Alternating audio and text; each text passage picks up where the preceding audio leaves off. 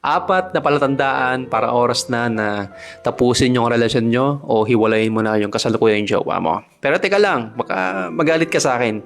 Hindi ito para sa mga marurupok at hindi ito para sa mga mahina yung dibdib kasi baka hindi mo kayang pakinggan yung mga sasabihin ko. Ito is obvious na siguro naranasan mo ngayon pero hindi mo lang tinatanggap o dinideny mo lang kasi ayaw mo na maghiwalay kayo. Handa ka na ba? Number 1, hindi ka na niya nire-respeto.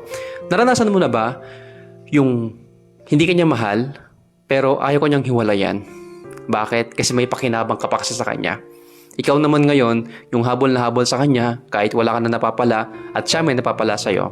Ngunit hindi ka pa rin sumusuko kasi umaasa ka na magbabago siya. Pero matagal na panahon na binigay mong chance sa kanya, ganun pa rin siya. Oras na rin para hiwalayin mo yung jowa mo kapag sinaktan ka na niya physically. Kapag sinampal ka na niya, sinabunutan o sinuntok o anumang mga physical na bagay na ginawa sa'yo. Yan ay sign na hindi ka na nare-respeto, hindi ka pa minamahal. Pangalawa, hindi ka na niya sinusuyo at hindi na siya nagsusorry sa'yo. Kung dati naman ay nagsusorry siya, konting away o pinakamaliit na tampuhan, nagsusorry agad siya kasi pinoprotektahan niya yung feelings mo. Ayaw niya na magalit ka at gusto niya na lagi kayong masaya. Yung ayaw niya at gusto niya na lagi kayong at peace. Pero ngayon, kung sa bawat away nyo at galit mo, hindi ka man lang niya sinusuyo, wala nang pakialam sa iyo yung tao.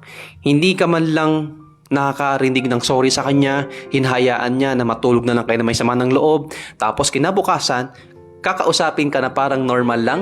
Ibig sabihin nun, wala siyang pakialam kung magalit ka magdamag o ilang days, ilang weeks. Ang importante sa kanya, nakukuha niya yung gusto niya sa'yo. Kumbaga, ang tingin niya sa away niyo ay parang wala lang kasi wala ka ng value sa kanya.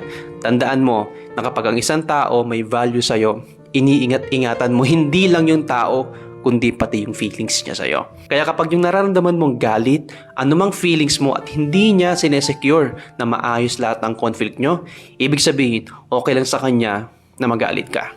Sakit, diba? Pangatlo, harap-harapan ka na niyang niloloko. Naranasan mo na ba to? Yung LDR kayo, tapos marami siyang nilalike na picture sa Facebook, marami siyang kausap, marami siyang ka-good nightan o ka-I miss youhan. Minsan pa nga, meron siyang kino-cover photo na hindi naman ikaw. Ang masaklat pa dito, tuwing nag-aaway kayo, kumakausap siya ng ibang babae o ibang lalaki. Wala siyang pakialam kung magselos ka o wala siyang pakialam kung hindi kayo maghiwalay. Ang mahalaga sa kanya, sumasaya siya at nakagawa niya ang gusto niya. Hindi na siya nakikinig sa'yo at hindi niya na sinusunod yung mga promise niya. Okay lang sa kanya na marami siyang kausap kasi wala naman siyang pakialam talaga kung ano maramdaman mo. Sobrang sagit nito lalo na kapag harap-harapan at kitang-kita mo na kung sino yung involved sa relasyon nyo. Yung tipong kilala mo na kung sino at kung anong topic nila. Ang masakit pa dito, baka may nangyari sa kanila o wag naman sana. Baka nagsisend pa ng mga pictures o malagi sila nag-video call. Kaya minsan, kapag magkausap kayo, pinapatay niya. Ang sasabihin niya na lang sa'yo, busy ako. Ang sakit, di ba? Yung tipong mahal na mahal mo yung tao, pero ang binibigay sa'yo, sakit ng ulo. Ouch!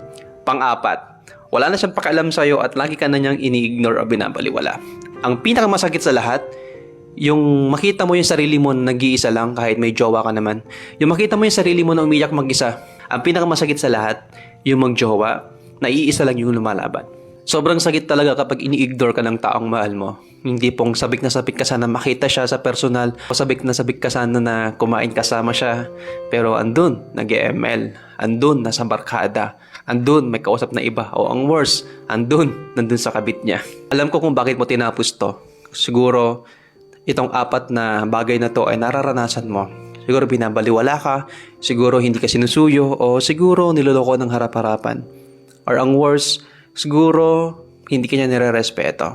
O anumang mga bagay na naranasan mo ngayon, na obvious na, mag-isip-isip ka na. Tandaan mo na hindi sapat ang pagmamahal, hindi sapat ang pasensya, at hindi sapat ang titiisin mo na lang lahat ng ginagawa niya sa'yo.